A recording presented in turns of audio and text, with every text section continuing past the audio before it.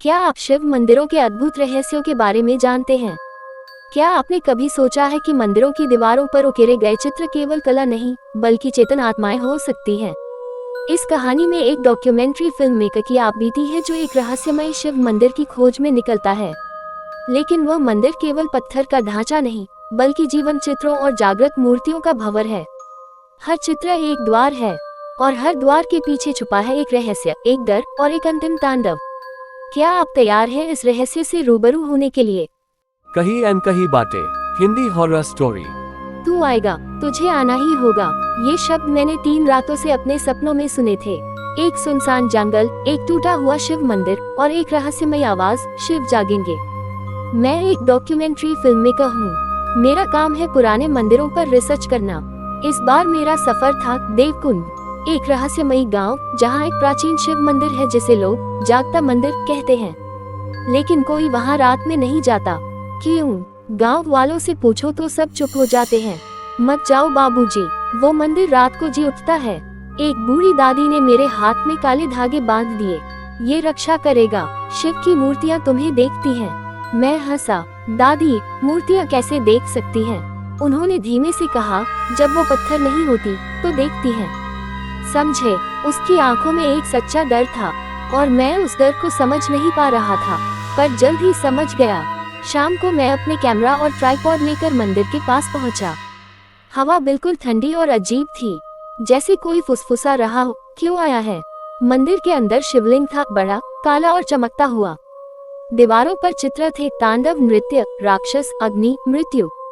मैंने camera on किया और एक जोरदार क्लिक, और तभी घंटी अपने आप बजने लगी। Cling cling cling. कोई नहीं था वहाँ, पर कोई था। दीवारों पर बने शिव के चित्र मुझे घूरने लगे। उनके आंखों में आग थी। क्या मैं पागल हो रहा हूँ? मैंने खुद से पूछा। मैंने कैमरा स्क्रीन पर देखा, चित्र हिल रहे थे। हाँ, सचमुच हिल रहे थे। एक चित्र में शिवजी की तीसरी आंख से अग्नि निकल रही थी, और वह अग्नि धीरे धीरे मेरे कैमरे की ओर बढ़ने लगी। मैंने कैमरा गिराया और भागा। मैं मंदिर से बाहर भागना चाहता था, लेकिन मंदिर का दरवाजा बंद था।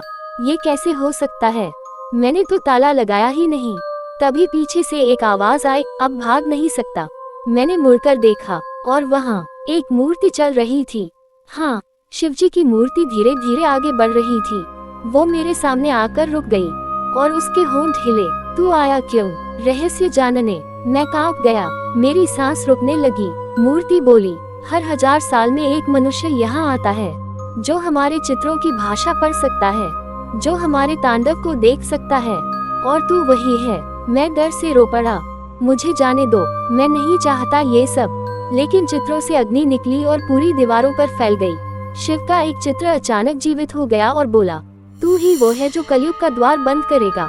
पूरे मंदिर में शिव तांडव की आवाज गूंजने लगी।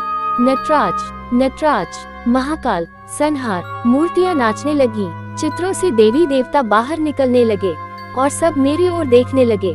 मेरी आंखों के सामने एक अंधकार छा गया, और फिर कुछ नहीं। जब मेरी आंख खुली, मैं गांव के कुएं के पास था। गांव वाले मुझे घेरे हुए थे। तू बच गया, एक युवक बोला। कोई मंदिर से जिंदा वापस नहीं आता। मैं कुछ नहीं बोल पाया।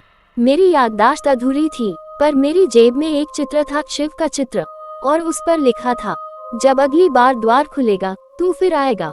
समय बीत गया, 6 महीने, फिर 1 साल, पर मैं चैन से नहीं सो सका। हर अमावस्या की रात फिर वही सपना, मंदिर का दरवाजा, शिव का चित्र, और एक आवाज, अब समय आ गया है। एक दिन मेरे दरवाजे पर एक लिफाफा आया, बिना किसी नाम के। अंदर एक काले रंग का चित्र था, शिव का तांडव मुद्रा में। पीछे लिखा था, 15 जुलाई की रात देवकुंड वापस आओ, नहीं तो ... और नीचे खून से लिखा था, मृत्यु निकट है। मैंने ठान लिया, अब डर कर नहीं, सच्चाई जानकर ही लौटूंगा। जब मैं देवकुंड पहुंचा, तो सब कुछ बदल चुका था। गांव वीरान था, हर घर बंद, हर गली सुनसान। मंदिर के पास एक नया तंबू लगा था, जिस पर लिखा था, अघोरियों का अखाड़ा केवल साधना के लिए। मैंने देखा, कुछ अघोरी साधु मंत्र पढ़ रहे थे।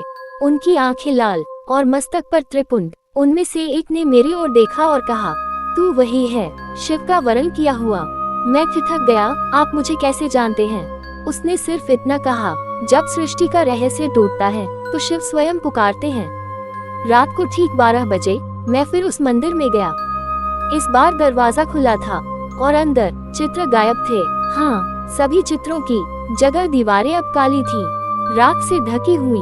मंदिर की छत से जल टपक रहा था और शिवलिंग के चारों ओर सफेद राख का घेरा बना हुआ था। मैंने हाथ बढ़ाया ही था कि अचानक बम बम बम घंटी फिर से बजने लगी और फिर एक आवाज आई, स्वागत है, द्वार फिर से खुला है, पर इस बार बाहर नहीं जा पाएगा। दीवार पर धीरे धीरे राख हटने लगी और एक नया चित्र उभरने लगा। इस चित्र में मैं था। हाँ, मेरी ही तस्वीर मंदिर के अंदर शिवलिंग के सामने कांपता हुआ। मैं चिल्लाया, ये क्या हो रहा है? कौन कर रहा है ये सब? और तभी चित्र से निकली एक आकृति, त्रिशूलधारी, जटाधारी, अग्नि में नेत्रों वाला एक प्रेत। मैं चित्रों का रक्षक हूँ। तू जो यहाँ आया था, तूने दरवाजा तोड़ा, अब तुझे ही रहस्य का भार उठाना होगा। आकृति बोली, हर 1000 वर्षों में एक मानव चुना जाता है जो कालचित्र को पढ़ सके, जो नाद ब्रह्म को सुन सके, जो शिव की आंखों में झांक सके। अब तुझे अग्निपथ पर चलना होगा। क्या? हाँ, अग्निपथ, जहाँ हर कदम पर तू एक सत्य देखेगा और एक झूठ जलेगा। मुझे जाने दो, मैंने रोते हुए कहा। पर शिव की आवाज गूंजी, अब तेरा अस्तित्व मेरा अस्त्र है। मुझे चित्रों के बीच से एक सुरंग दिखाई दी। वो गहराई में जा रही थी, अंधेरा, धुआं और राख। मैंने हिम्मत कर प्रवेश किया। हर कदम पर मुझे अपने जीवन की झलकियां दिखाई दी, मेरे झूठ, मेरी गलतियां, मेरे डर और अंत में मेरी माँ की तस्वीर। वो बोली, शिव सब देख रहे हैं, तुझे मोक्ष नहीं, कार्य मिलेगा। मैं सुरंग के अंत तक पहुँचा और वहाँ शिवजी स्वयं बैठे थे, पर यह कोई मूर्ति नहीं थी। यह आग, प्रकाश और अंधकार का मिश्रण था। उनकी तीसरी आंख खुली हुई थी। अब तुझे कालचित्र सौंपा जाता है। एक चित्र मेरी छाती पर अंकित हो गया, शिव की तीसरी आंख, त्रिशूल और अग्नि। अब तू सिर्फ जीवित नहीं, जीवेश्वर बन गया है। ...